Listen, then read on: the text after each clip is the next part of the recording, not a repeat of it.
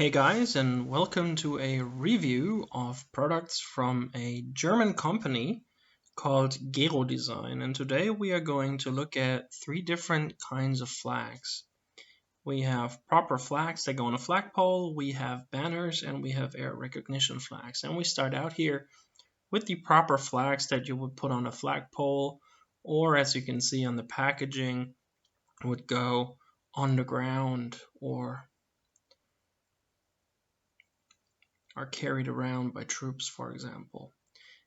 These flags are made of proper cloth, and one downside that I see is the fact that they are only printed on the front. But overall, I really like the printing quality, and I really like the fact that these flags come actually already cut out. Of course, they are only roughly cut out, so you might want to use scissors to just cut it out properly, but that's just a thing of a couple of seconds. And then those things are rather sturdy, as you can see. I'm pulling along here, and those things are proper. If you want to fix them, for example, to a flagpole, you should use white glue, dilute it with water, and then you can just stick them on, and you can even put them in different positions and make them look as if the wind has caught them. And if you really want to put them on a flagpole and you want to have both sides displayed, I think maybe if you glue two of them together, while it's a bit thick, I think this might work pretty well. And then you can soak them in the white glue water mixture and just put them in the position that you want them to. And as you can see, they do carry the outlines of swastikas. The thing is, since this is a German company and they sell their stuff in Germany, they cannot put swastikas on them. So I think they were rather clever just putting those outside lines on there. And then if you want to, you can just use black paint and just finish your swastika if you don't live in Germany. Okay, let's look at the big banners here. If you're building a diorama, for example, of a town, maybe somewhere in Eastern Prussia or in Berlin at the end of the war, you might have these hanging from buildings, maybe even torn apart. And those are also made of the same cloth as the smaller ones, as the proper flags. And they come in one big sheet of 5 flags. And I have to probably add this. The others also wear 5 per pack. And you can just cut them out with a normal pair of scissors here. This is no fancy pair of scissors. Just cut along the black outline. And there you have it.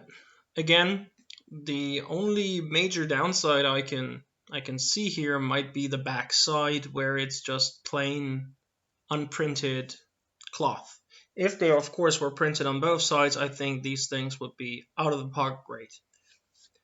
But like I said, there are ways we can fix the backside.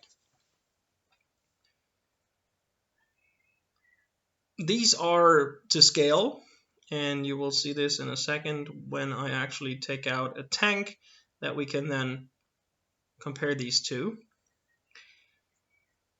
And I really like them, I have to say. And again, you see the swastikas are not complete, again, due to German law and the fact that you cannot show swastikas in Germany, nor can you sell them. Last but not least, and this is actually the product that I really dig as an armor modeler, are air recognition flags. And again, these are 5 per pack, and they also come in one big sheet. And if you've seen my models in the past, you may have seen that I built them myself out of the cloth that you get when you buy glasses at the optician. And I'm going to compare these from Gero to the one that I made myself, and you will see what the advantages of these Gero flags are. If you want to check these out yourself, go to gerodesign.com. They ship worldwide, so it's not just for people in Europe or Germany, they ship worldwide. As you can see, this is the Panzer IV for the Franz diode for scale comparison's sake.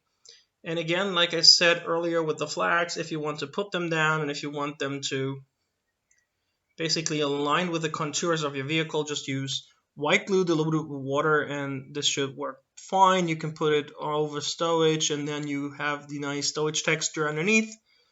You can put them on top of the turret, and as you can see, you cannot see much, but yes, I'm comparing the two flags. And I have to say, size-wise, the one that I made was a bit too big, because when you look at this just has the proper size. This is perfect in size. This, again, has only one side printed, but for the air recognition flags, it's not that big of a deal. The only issue you get is when you want to have one of the corners folded over. Then you might have to just add some paint to the back side, at least for the area that you want to display.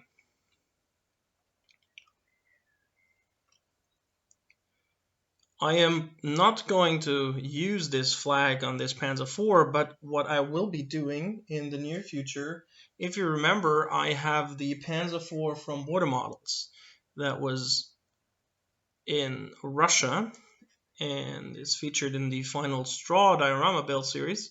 And I will be using this flag on that, and then you can actually see what these flags look like once they are on the model.